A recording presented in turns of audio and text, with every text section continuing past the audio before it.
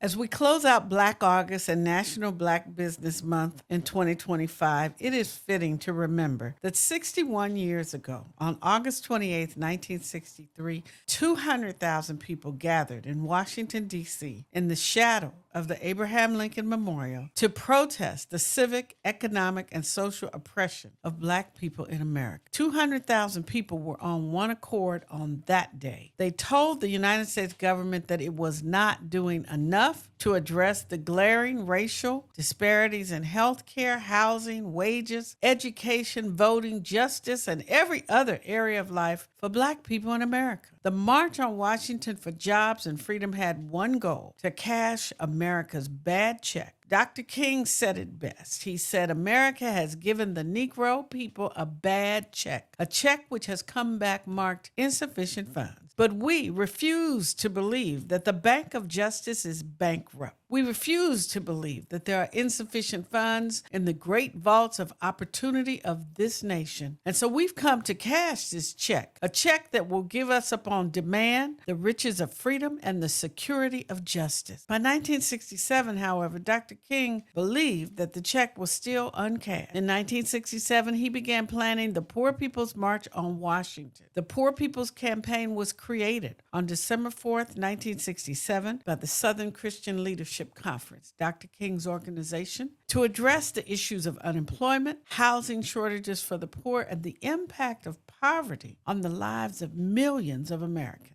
In 1967, Dr. King stated to movement organizers, I think it is necessary for us to realize that we have moved from the era of civil rights to the era of human rights. When we see that there must be a radical redistribution of economic and political power, then we see that for the last 12 years, we have been in a reform movement. The Poor People's Campaign was scheduled to start on April 22nd, 1968. Dr. King was assassinated on April 4th, 1968.